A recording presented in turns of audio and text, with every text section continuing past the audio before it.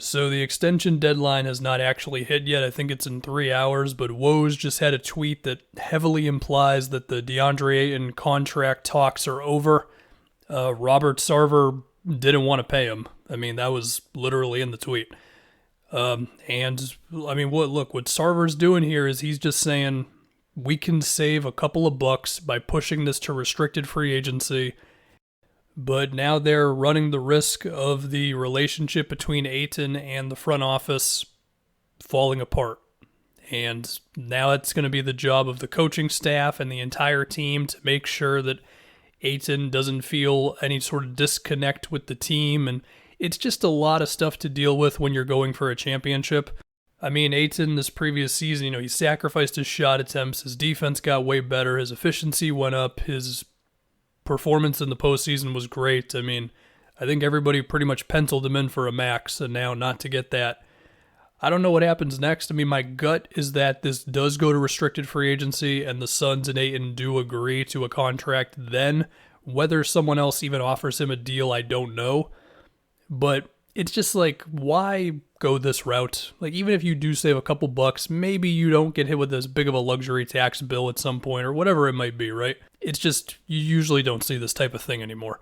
The fear now is that Ayton will go into this season and he will look to get more shot attempts, or he'll get frustrated if he doesn't get the ball as much. Last season he was all in on, okay, I'll shoot less for the better of the team, I'll set more screens and do all that. And what if this year it's like, well, crap, now I have to prove my worth a little bit more. Again, I think we all believe he did that in the playoffs. It just could create an awkward situation with a team that, is really going for it. Now, I will at least bring up the worst case scenario here, because I've seen it brought up a little bit. I don't think this is going to happen, but I at least have to entertain the possibility that Deandre Ayton will not be on the Suns in a couple years due to the relationship really souring to the point of a trade, whether that's in the offseason or whatever, or somebody else offering him a max and then them not matching. Again, I don't think that's going to happen. I think they're going to match whatever they have to, but I guess look at it like this. The odds of that sort of thing happening were at 0%, and now after this, they're at least at 1%. The other thing you think about is the Gordon Hayward contract extension with the Jazz way back when, because Jazz fans bring this up a bit, where they did the same thing with Hayward, and it began the souring of that relationship, which eventually led to him not re-signing with that team. So, the Suns are going to have to definitely put some work in to, if not salvage the relationship, at least maintain it until contract talks come up once again. It should be said, while this is happening, Jaren Jackson just got a nice contract that starts at over $20 million a season. MPJ got that max. There's some qualifiers in there, but it's effectively a max, right? So for Ayton to just not get anything, hey, listen, it's a hell of a risk to potentially ruin this relationship for the sake of saving a couple bucks or whatever next offseason, or however it would technically pan out. I mean, he might still end up getting whatever the max amount they can pay him is next offseason.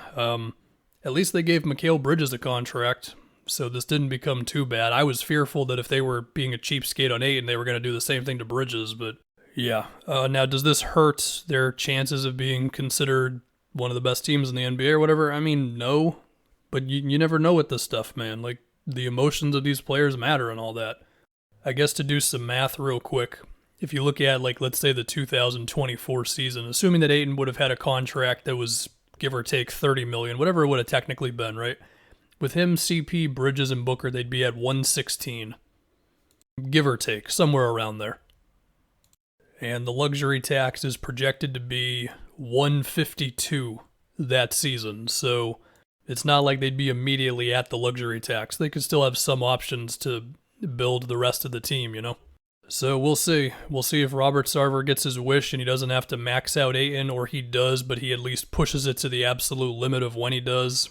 We'll see if the relationship remains chill.